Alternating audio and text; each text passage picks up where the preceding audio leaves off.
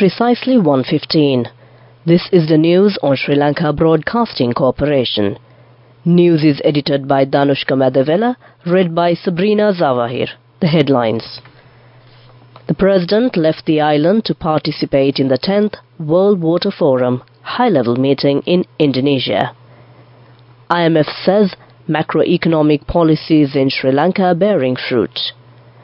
Buddha Rashmi National Vesak Festival will be held this year at Gangaramaya on the 23rd to the 25th of this month. A haul of drugs will be burnt and destroyed at the new drug disposal centre established in Vanathavilua today. Ministry of Agriculture says that 1,600 million rupees has been allocated to set up youth agri-entrepreneur villages island-wide during this year. And in world news, hell on earth as violence escalates in Sudan. In sports, 5th edition of the Lanka Premier League player auction will be held on next Tuesday. Now the local news in detail. President Ranil Wickremesinghe will participate in the 10th World Water Forum high-level meeting to be held from today to the 20th of this month in Bali, Indonesia. President Wickremesinghe left the island for Indonesia this morning. The President will participate in this meeting following an invitation from Indonesian President Joko Widodo underscoring Sri Lanka's commitment to international cooperation on water-related challenges. Scheduled to deliver a keynote address on May 20th, President Wickremesinghe will articulate Sri Lanka's perspective on achieving equitable access to water resources for all. The International Monetary Fund has highlighted Sri Lanka's commendable macroeconomic policies, rapid inflation decline and steady economic growth. Addressing a press briefing held on recently in Washington, D.C., the director of IMF Communications, Julie Kozak, said that this will respect to Sri Lanka's economic performance. Macroeconomic policies in Sri Lanka are starting to bear fruit. Commendable outcomes include a rapid decline in inflation, robust reserve accumulation and initial signs of economic growth, while also preserving stability in the financial system. Overall program performance has been strong. She added that IMF staff and the Sri Lankan authorities have reached a staff-level agreement on economic policies to conclude the second review of the 4-year EFF-supported program and the 2024 Article 4 consultation. Once the review is approved by IMF management and completed by the IMF Executive Board, Sri Lanka will have access to about $337 million in financing, she added. The IMF Communications Director further stated that the completion of the review of the Executive Board of the IMF requires two things: the implementation by the authority of the agreed prior actions and completion of the Financing Assurances Review. She also stated that this would confirm multilateral partners' financing contributions and the financing review will also assess adequate progress with debt restructuring. Kozak added that the next step in respect to the debt restructuring is to conclude negotiations with external private creditors and to implement the agreements in principle with Sri Lanka's official creditors. The Buddha Rashmi National Vesak Festival 2024 will be held on from the 23rd to the 25th of this month at the Gangaramaya Temple, Presidential Secretariat and Prime Minister's Office premises in Colombo. Buddha Rashmi Vesak Festival 2024 at the Gangaramaya Temple presents a great opportunity to attract tourists and promote the country's tourism industry. On Vesak Poya Day, May 23rd, an observance of SIL will be organized at Gangaramaya Temple along with various other programs such as decorating the Vesak region with flags, pennants, lanterns and light bulbs, conducting flower processions and displaying pandals and lanterns. The Bhakti Gita recital will be held near the main stage of the Presidential Secretariat and the Gangaramaya Temple, while Vesak Dansal will also be held near the Gangaramaya Temple and the Presidential Secretariat. The Buddha Rashmi Puja, the national Vesak festival, will illuminate the region traditionally once again in commemoration of the Vesak Poya that falls in May. During this period, the Gangaramya temple, together with the Presidential Secretariat, will facilitate the festival, transforming a precinct earmarked as the Vesak Kalapaya for this principal Buddhist event of the annual calendar, signifying the birth, enlightenment and passing of Lord Buddha. This news is brought to you by Sri Lanka Broadcasting Corporation. Continuing local news. Coinciding with the 15th Victory Day anniversary, 3,146 sailors have been advanced to their next higher rates. This promotion was made by Commander of the Navy, Vice Admiral Priyantha Pereira, with the approval of Honourable President and Commander-in-Chief of the Armed Forces. Sri Lanka's security forces, including the Armed Forces, Police and Civil Security Department, played a critical role in defeating a nearly 30-year-long terrorism. Their selfless commitment, including those who made supreme sacrifice in the line of duty, were instrumental in a successful humanitarian operation that established sovereignty and territorial integrity of the country. A haul of drugs will be burnt and destroyed at the new drug disposal centre established in Vanathavilluwa today. Minister of Public Security Tiran Alice says a new drug disposal centre has been established in Vanathavilluwa where the drugs will be burnt and destroyed. The minister adds the new disposal centre will open in the near future and steps have been taken to destroy drugs seized by the police thus far. Steps have been taken to destroy over 200 kilograms of drugs during the first phase. Minister of Agriculture says that 1,600 million rupees has been allocated to set up youth agri-entrepreneur villages island-wide during this year. 6 villages will be set up in each district and 160 villages will be set up in the island. 1 million rupees will be allocated per month in the first phase. Minister Mahinda Amaravira said that the aim of this project is to attract the youth population into the agriculture. Introducing new agricultural technology, educating the new agro-market trends and export-oriented agricultural crops will also be done during this project. That ends local news. The main news story is brought to you by Sinhala Vedamahatmya. State Minister of Finance Ranjit Siyambalapitia says that the analysis reporting pertaining to the interest rates applicable to the savings of senior citizens will be handed over to President Ranil Wickremesinghe next week. Siyambalapitia revealed this during a meeting with the committee appointed to conduct a comprehensive analysis and prepare a detailed report on the possibility of increasing interest rates for senior citizens' savings held at the Ministry of Finance yesterday.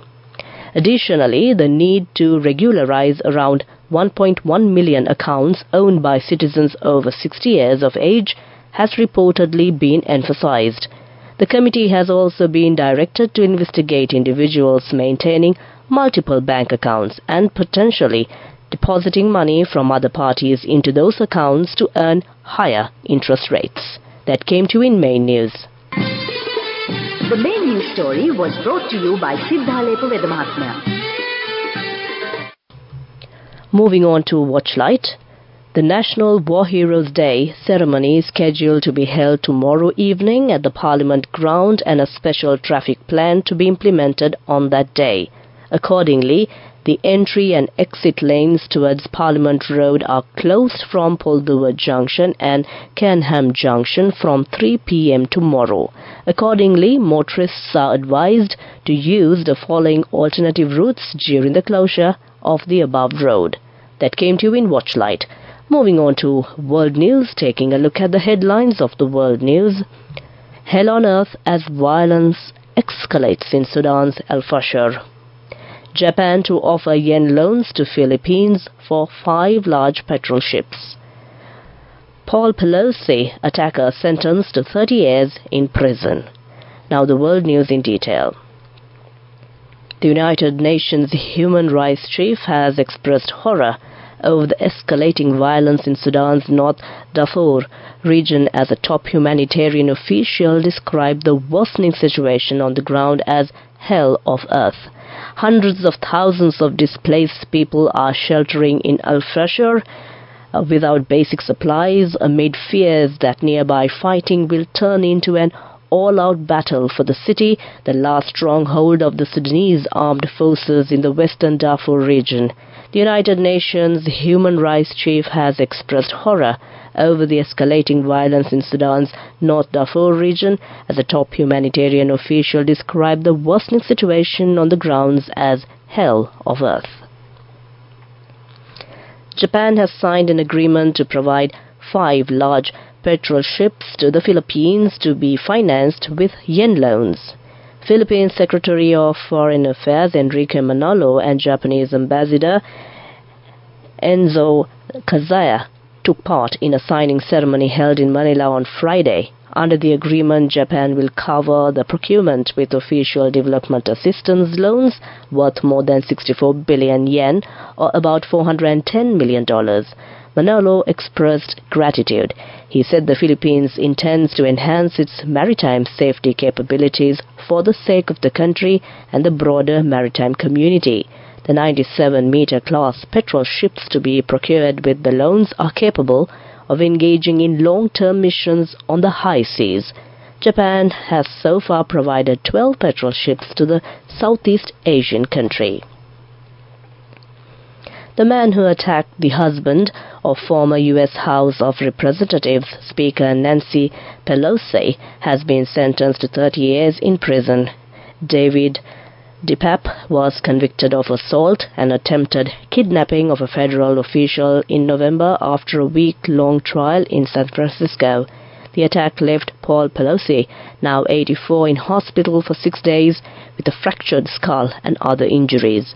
A spokesperson for Mrs. Pelosi said that her family couldn't be prouder of their pop and his tremendous courage on the night of the attack and is testifying in the case. Prosecutors had asked a judge for DePape to be given 40 years. He is also facing life imprisonment on separate state charges.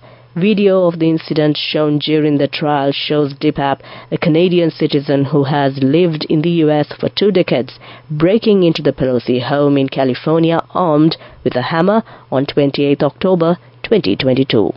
That ends World News. Prior to concluding the headlines of the World News once again. Hell on earth as violence escalates in Sudan's Al-Fashir. Japan to offer yen loans to Philippines for 5 large petrol ships. Paul Pelosi attacker sentenced to 30 years in prison. That ends World News. Development News.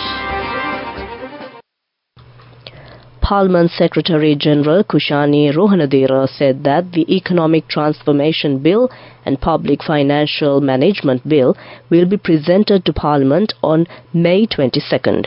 The bills were gazetted on May 14th. She said that the Committee on Parliamentary Business, which met under the patronage of Speaker Mahinda Yapa on Tuesday, decided to convene Parliament on May 22nd. That came to you in Development News. Moving on with sports news.